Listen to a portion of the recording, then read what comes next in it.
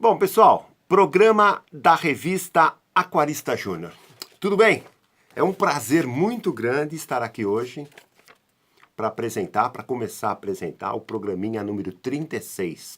Hoje é dia 25 de março de 2019 e está sendo uma satisfação muito grande puxar ideias, puxar lembranças, puxar memória da história do aquarismo brasileiro nos últimos 30 anos, nas últimas 3 décadas, sob o ponto de vista, sob aquilo que a revista Aquarista Júnior conseguiu observar, ver, acompanhar, ajudar, entendeu? Criar projetos, criar ações que pudesse, até os dias de hoje, realmente engrandecer ou ajudar a engrandecer todo esse aquarismo, todo esse hobby fantástico que é o aquarismo brasileiro, tá legal? Estamos contando a história do aquarismo brasileiro passo a passo.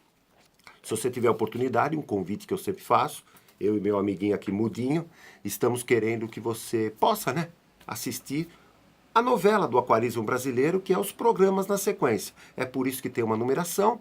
Hoje nós estamos no programa 36, então seria o 36º capítulo, ou seria vamos dizer, a 36ª semana de apresentação do programa, que está contando esses detalhes de pitorescos, de histórico que foi acontecendo no aquarismo brasileiro, tá? Estamos no ano de 1993. Lembra que eu falei nos programas anteriores? Começo da década de 90, o Brasil sofreu uma transformação política, econômica, aquela coisa toda. Começou a chegar no Brasil uma gama cada vez mais crescente de produtos aquarísticos importados também.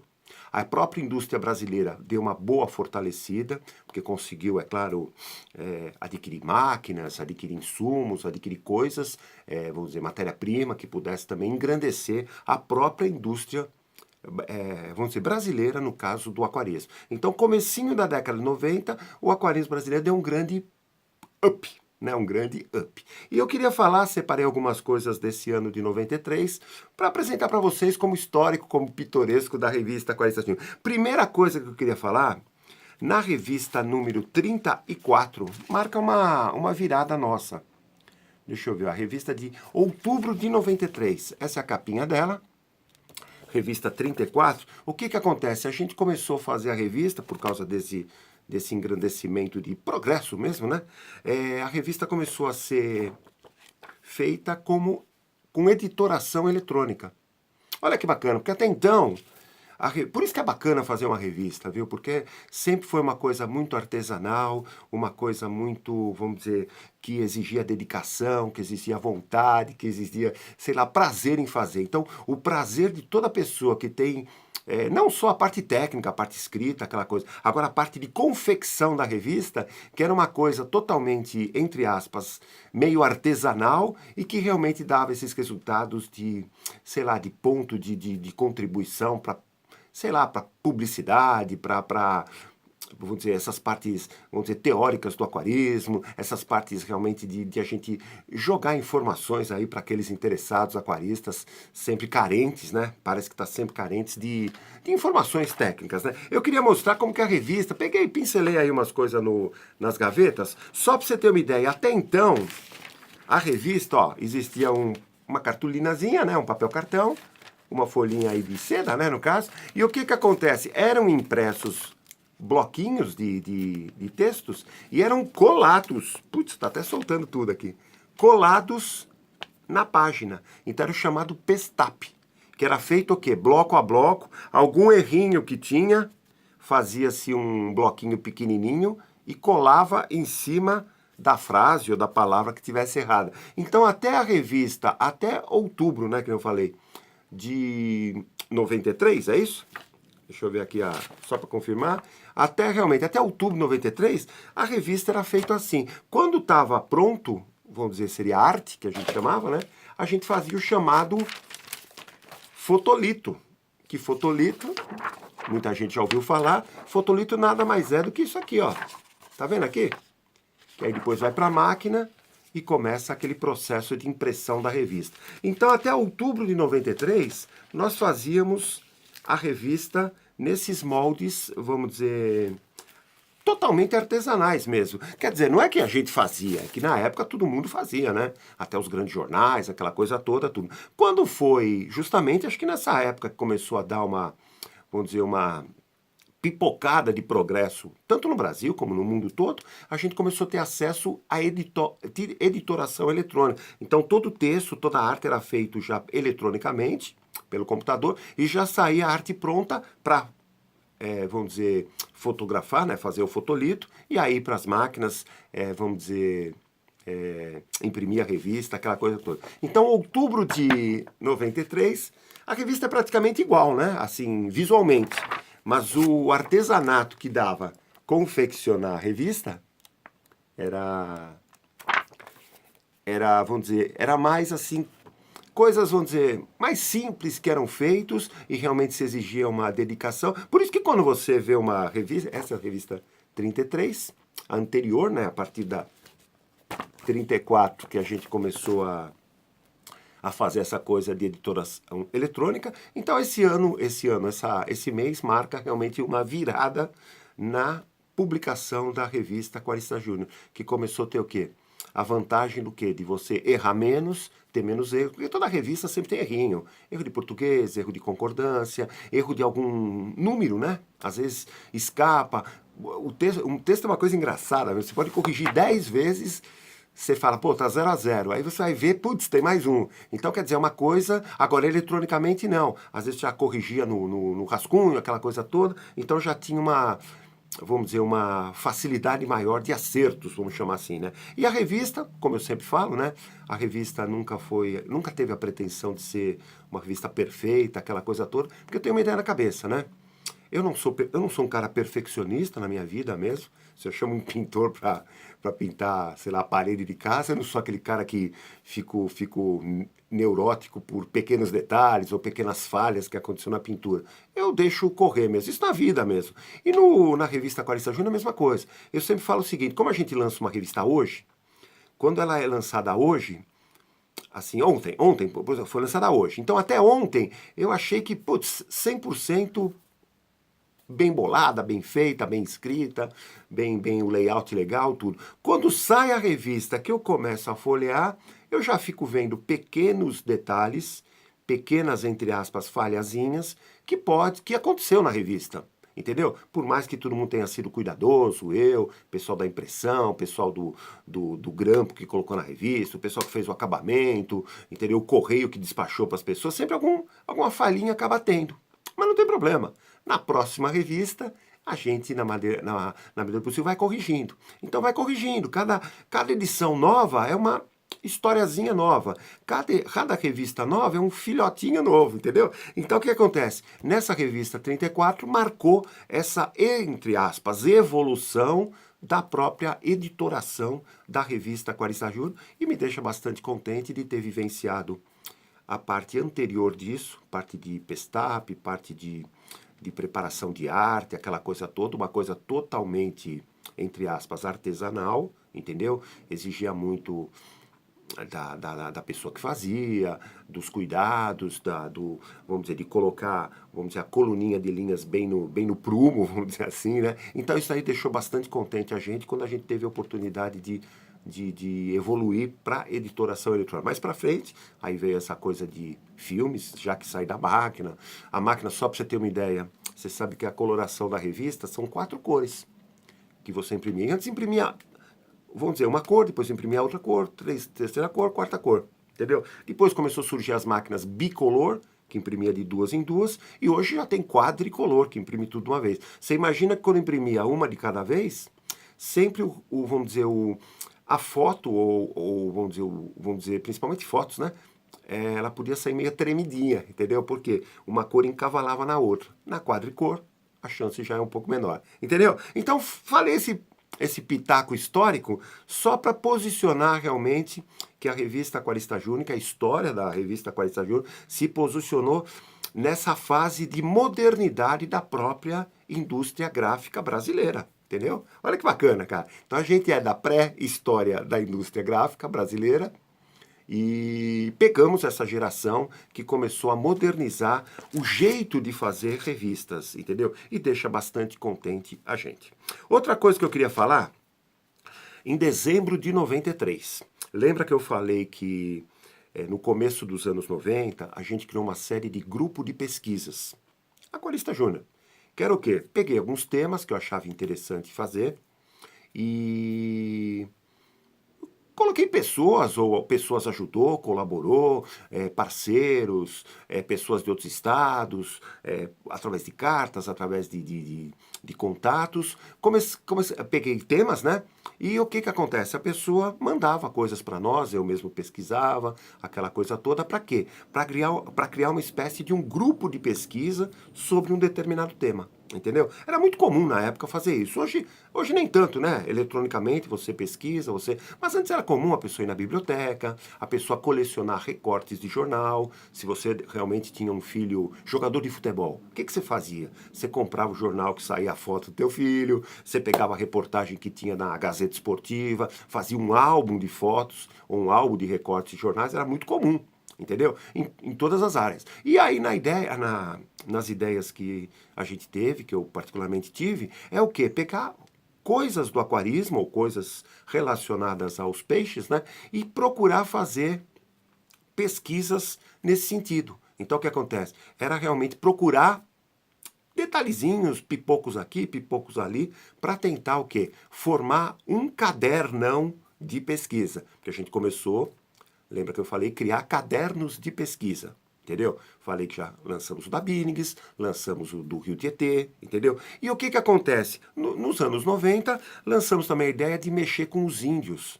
O que que os índios... Procuramos, uma época, conversar, pesquisar, aquela coisa toda, e tivemos a grata satisfação de ser recebidos por um dos grandes conhecedores dos índios brasileiros, que era da família Vilas Boas, né, o Orlando Vilas Boas, que recebeu a gente aí com muita, vamos dizer, com muita amistosidade, entendeu? Conversou, ficou uma tarde inteira, aquela coisa toda, conversando, falando, bate-papo, não era tipo reportar. Inclusive minha irmã, Lígia Marques da Silva, na época colaborava com a gente, até o carro dela, porque na época a gente tinha esses carros mais, vamos dizer, simples, né? A casa dela tinha um Fusca, que era vermelho, e a gente colocou na porta porta do motorista e porta do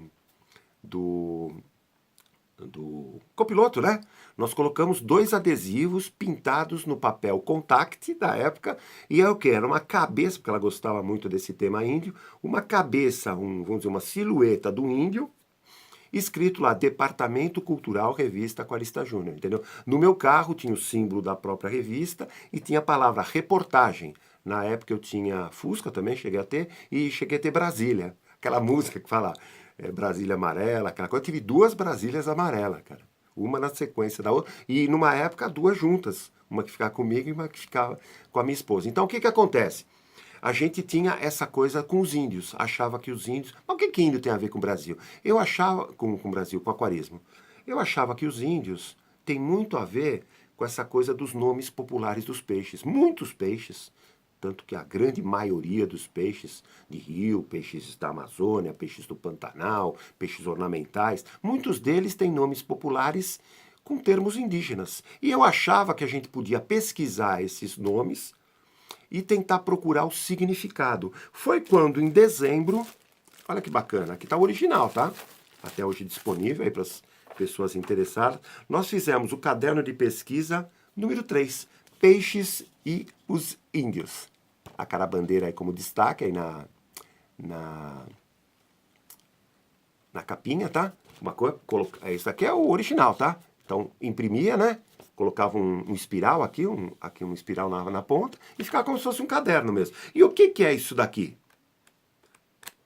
É como se fosse, não sei se dá para ver, deixa eu ver aqui, ver se tem aqui falando sobre, vamos dizer, os peixes e os índios. Um tipo de um dicionário que fala, só para ter uma ideia, vamos dizer, deixa eu pegar aqui, papapi, papapá, acari, entendeu? Papapi, deixa eu ver aqui. Deixa eu ver se tem um nome popular aqui. Sarapó, por exemplo. Sarapó, aquele peixinho sarapó. O que que significa sarapó? O que escorrega da mão. Olha que bacana, Deixa eu pegar mais um aqui. Pepapi, papapá. Deixa eu ver. Deixa eu ver. Piaba. O que que é piaba? Piaba. O que é manchado. Olha que legal. Entendeu? Piracema. O que que é piracema? Saída de peixes. O que que é piracatu? Peixe bom. Entendeu? Olha que bacana, quero que. O que que é um surubi? Surubi. Depois veio o nome mais popular, surubim. É um peixe com pele lisa. Deu pra entender? Tudo termos indígenas, nomes populares dos peixes, vamos dizer, ligado aos índios. Então o que acontece? Criamos esse caderno de pesquisa na época, acabou tendo uma grande, vamos dizer, aceitação aí pelos aquaristas, vamos dizer, uma grande alegria de a gente ter feito. E você vê como era demorado, né? Você vê que a gente começou o trabalho de pesquisa com os índios em 90, né? E só no finzinho de 93, 3 anos depois, é que a gente acabou concluindo esse caderno de pesquisa sobre os índios, peixes e os índios, entendeu?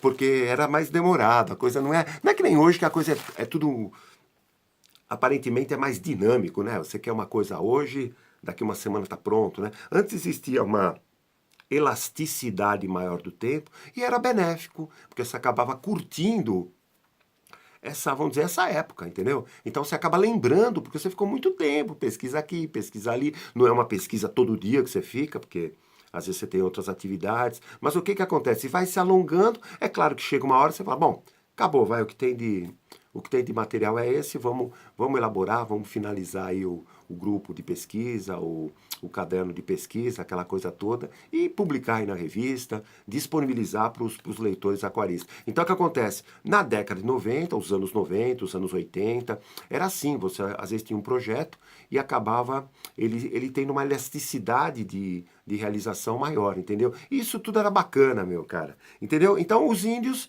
estiveram muito presentes, eu até tenho aqui uma figura, que o cupim também comeu o quadro que ele estava, mas olha que bacana, ó.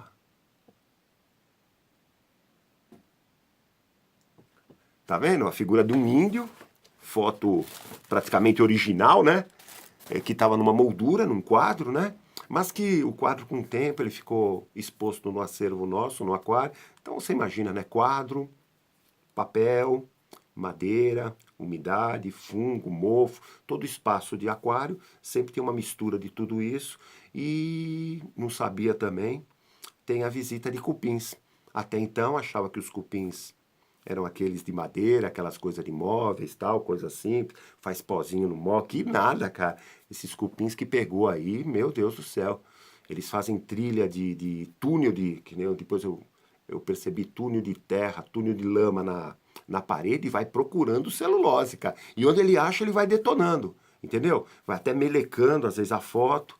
Então a gente teve que tirar, colocar no sol, aquela coisa. Então é um fragmento do quadro que existia sobre os índios, pelo carinho que a gente sempre teve com essas coisas indígenas, que eu acho que sempre foi ligado a essa coisa de peixes ornamentais, inclusive o pessoal do norte, né, até hoje mesmo, né, vamos dizer, a pesca, a coleta de peixes ornamentais é uma coisa, entre aspas, rústica e que realmente trabalha com armadilhas, ou com cestos, ou com, vamos dizer, com redes, ou com tipo peneiras típicas que vêm realmente desde a, vamos dizer, a inspiração é indígena, entendeu? Então a coleta é tipicamente, vamos dizer, mais ou menos vamos dizer, feito com artefatos, vamos dizer, com coisas ligadas aos índios, entendeu? Então, eu sempre comento esse tipo de coisa. Os coletadores de peixes ornamentais, em geral, são, vamos dizer, pessoas que não são destruidoras da natureza, tá? Fica tranquilo, você é aquarista, entendeu? Por quê? Porque eles descobrem um espaço aquático, vão lá, coletam, sem tentar destruir o meio ambiente, para que meses depois, ou na próxima temporada, ou na próxima estação do ano, eles possam voltar no mesmo lugar e fazer a mesma coleta conservacionista, entendeu? Sem destruir, é diferente das vezes pessoas que desmatam a margem dos rios, ou as pessoas que arrancam as árvores, aquela coisa toda, que às vezes arranca muita árvore, que acaba afetando a própria ecologia local, entendeu? Os coletadores de peixe não, são aquelas pessoas mais, voltar, sem querer eles fazem isso, não é que tem, porque a consciência ecológica, essas coisas todas, só veio agora recentemente, né?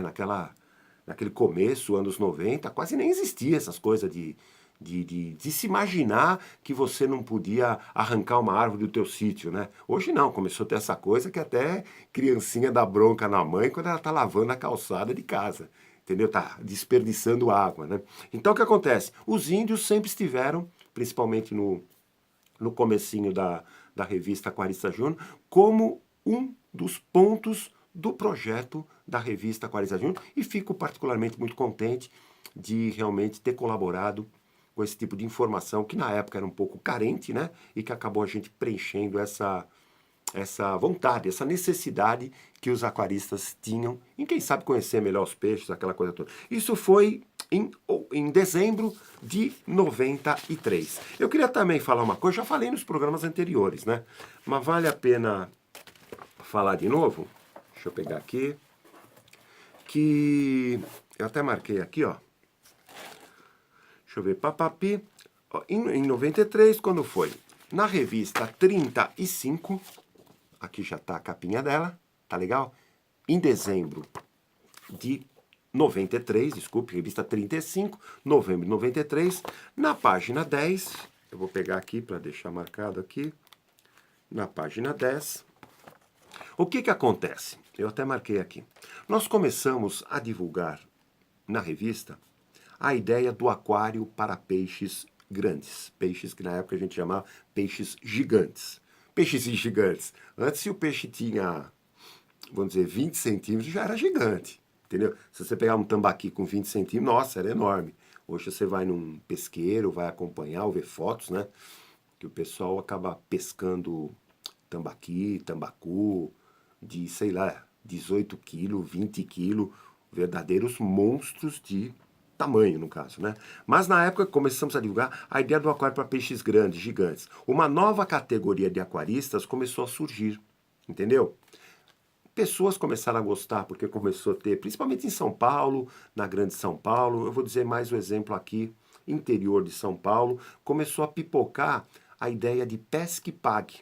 A pessoa ia no pesqueiro, tanques artificiais, né? A pessoa pescava e pagava pelo quilo que pescou. Depois, é claro, começou a ter um pouco de crise esse negócio de pesca e pague, aquela coisa toda, porque você pescava cada vez peixes maiores, gastava muito. Então começou a ser começou a ser chamado de pesca esportiva, que hoje a pessoa só vai, pesca e não precisa trazer o peixe para casa, né? Então começou a pipocar na nossa região aqui essa coisa de pesqueiros. E com isso, a pessoa começou a conhecer pacu, começou a conhecer tambaqui, começou a conhecer alguns bagres, começou a conhecer o bagre africano, o bagre americano, deixa eu ver o que tinha lá, piau, entendeu? Jundiás, entendeu? Então o que acontece? Pintados, entendeu? Em alguns lugares mais vamos dizer, pro norte do estado, parece, começou a pipocar isso um pouco mais para frente, até Pirararas, até Pirarucu, em alguns pesqueiros mais recentemente. Então o que acontece? O pessoal pescador adorou, mas eu não vou dizer o pescador, o aquarista, a pessoa que gosta de aquário, que teve a oportunidade de acompanhar alguém ou ir num lugar desse, ficou fascinado, porque você podia pescar esse peixe, colocar numa caixa de isopor, que nem a gente fazia, né? Ou numa caixa eu tinha um carrinho de feira, só para você ter uma ideia. Tinha um tambor, o tambor tinha 30 litros. Cortei a boca do tambor. Não cortei tudo para ficar como se fosse uma tampa, né? Então o que acontece? Era um tambor de 30 litros que eu encaixei ele dentro de um carrinho de feira. Porque o carrinho de feira onde a gente pescava muito na época era numa cidade aqui no litoral de São Paulo, São Vicente, que tinha o pesqueiro do Horto. Hoje ele está fechado aí para reformas. Então a gente pescava do local que a gente ficava em São Vicente, mais ou menos 1 quilômetro de distância. Então pescava, pegava o peixe, colocava no tambor e vinha com ele arrastando como se fosse um carrinho de feira, entendeu? 2, 3, 4 pacus na época, né? Que era pacu que tinha, entendeu? Depois começou a ter tambaqui, né? Então o que acontece? Chegava no apartamento que a gente ficava, Aí tinha caixa de isopor, bombinha, aquela coisa toda, eles ficavam lá e quando vinha para São Bernardo, trazia para o acervo do Aquário Público aqui de São Bernardo do Campo, do Centro Cultural Aquarista Júnior, entendeu? Então o que acontece? Começou a pipocar. Então, pá, pá, pá, pá, pá, pá, pá. Então, e isso, com isso, uma nova categoria de aquaristas começou a querer surgir. Aquários papacus, eu marquei aqui piranhas, aruanãs. Começou a surgir na loja aruanãs pequenininhos. Oscars, que às vezes o pessoal comprava pequeno, começava a crescer. Algumas pessoas que se desfaziam dos Oscars davam para as lojas e às vezes você pegava uns Oscars enormes à disposição do Bagres. Na parte do marinho, algumas moreias começaram a surgir no mercado aquarismo, alguns tubarões, principalmente aquele tubarãozinho leopardo. Nossa, ele foi popular durante muito tempo. Ele era adquirido pelas lojas, pequeno, né? Talvez uns 30 centímetros, e ele ficava nos aquários da loja, entendeu? É verdade. O lambaru, aquele tubarão que parece um cação, parece um bagre, vamos dizer, que é mais parado, né? Teve também muitos e muitas lojas, aquela coisa toda, e cresciam no caso, né? Então cada vez mais os aquários tiveram que ser maiores, mais resistentes, o vidro mais grosso no caso, né? Mais espesso, a cola vamos dizer, de qualidade boa. Para quê? Para aguentar, né, vamos dizer, a brutalidade desses peixes. Quando eles eram adquiridos pequenos e cresciam no habitat do aquário, o próprio temperamento, o comportamento deles modificava, entendeu? Se você pegava vamos dizer, um pacu ou um tambaqui de pesqueiro e colocava, vamos dizer, um pacu de 20 centímetros e colocava no aquário, ele realmente podia se debater, podia até quebrar o aquário se o vidro não fosse muito espesso, né? Mas o que acontece? Quando a pessoa tinha oportunidade de não pegar o pacu, o tambaqui grande, mas tinha a condição de pegar um alevino de pacu e que ele crescia no aquário, você vê que ele crescia com vamos dizer, um temperamento muito diferente. Então ele tinha vamos dizer, um tipo de característica, um tipo vamos dizer, de comportamento totalmente diferente de um pacu que já chegava grande. Isso valia também para moreia e valia para tubarão. O tubarãozinho leopardo, por exemplo, ele ficava circulando. Tanto que a gente fez uma época uma matériazinha na revista, justamente sugerindo um aquário redondo. No caso, na época a gente sugeriu uma caixa d'água, que estava começando a surgir no Brasil, essas caixas redondas de fibra.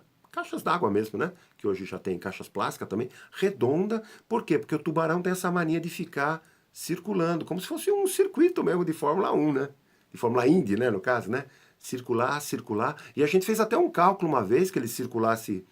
A gente fez um levantamento, né, de cronometrar quanto tempo ele demorava para dar uma volta.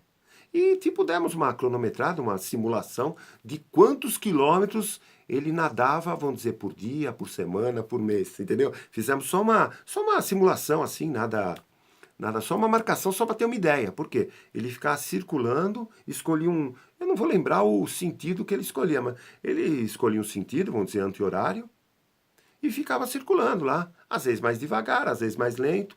Então a gente calculou, uma volta ele faz em quantos segundos, por exemplo? E aí fez um cálculozinho só para ter uma ideia. Então o que acontece? Só que ele ia crescendo com o passar do tempo. Então é claro que essa caixa d'água, a sugestão que a gente sempre dava é para você tentar escolher uma caixa grande, porque o tubarãozinho mesmo leopardo, que não é uma espécie tão grande, mas ele vai crescer e ficar, vamos dizer, bem grande e vai crescer mesmo, aquela coisa que fala, poxa, ele cresce mais ou menos proporcional ao espaço? Mais ou menos, viu? Porque sempre a gente brinca que a própria mamãe natureza, no caso, ela realmente delimita vamos dizer, o porte que o peixe vai ter, vamos dizer, na idade mais adulta, conforme o espaço que ele tem disponível. Eu percebo muito isso. Durante um tempo acompanhei muito essa coisa do zoológico aqui de São Paulo, né? Que às vezes o zoológico tem vamos dizer, um casal de bicho lá. Aí ele dá uma reformada no recinto. Aumenta, amplia, ou coloca uma árvore, ou planta alguma coisa e tal. E de repente esse casal que está lá há 10 anos dá cria de um filhote, ou 2 filhotes. Você fala, mas por quê? Porque o que acontece? A mãe natureza percebeu que o espaço agora, reformado, já pré-determina ou vamos dizer, faz com que tenha mais vidas vivendo nesse espaço, entendeu? Então o equilíbrio biológico, natural, acaba acontecendo até no nosso querido zoológico aqui. E nos peixes não é tão diferente. Principalmente se você tem um peixe que você lê sobre ele ou tem informação sobre ele. Vamos dizer que ele cresce, um bagre, por exemplo, ele cresce até 1 metro de comprimento. Você fala, puxa, 1 metro? Então ele vai precisar de um aquário grandão, né, meu? Então você tenta adquirir o maior aquário que você tiver, a maior caixa que você tiver, entendeu? Mas pode ter certeza que ele vai crescer. E aí um amigo teu também compra um outro. Compra filhote, 2 filhotes. E ele cria em outro espaço, vamos dizer, cria numa lagoinha, num lago, num lago ornamental, alguma coisa. Ao final, vamos dizer, de 2 anos, você vai ver que teu peixe no aquário tem um tamanho e o irmãozinho, entre aspas, dele no lago tem outro tamanho. Isso até para carpas é mais ou menos assim. Você pega 2 carpinhas irmãzinhas, coloca uma num lago ornamental e uma num aquário grande.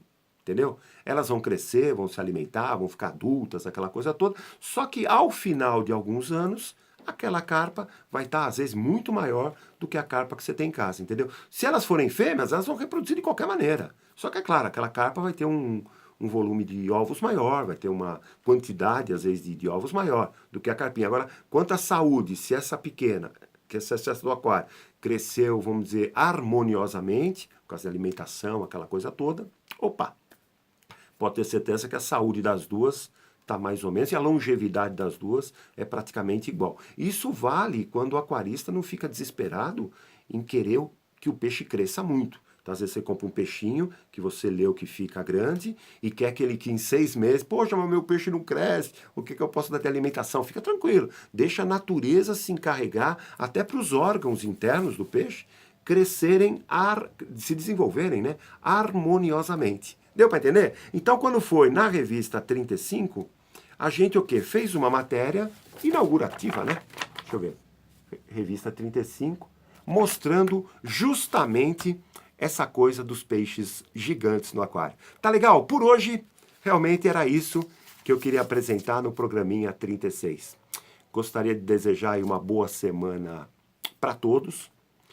Que Deus abençoe você, toda a sua família, e que na próxima segunda-feira estaremos aqui sem falta, contando essa coisa da história do aquarismo brasileiro nos últimos 30 anos, nas últimas 3 décadas, e está sendo um prazer muito grande realmente pegar nos arquivos as coisas que a gente foi fazendo. Tudo para ajudar você. E peixes jumbos, que hoje estou chamando de jumbos, a gente vai falar um pouquinho mais no próximo programa. Valeu, bye bye, tchau, até a próxima semana. Valeu, tchau.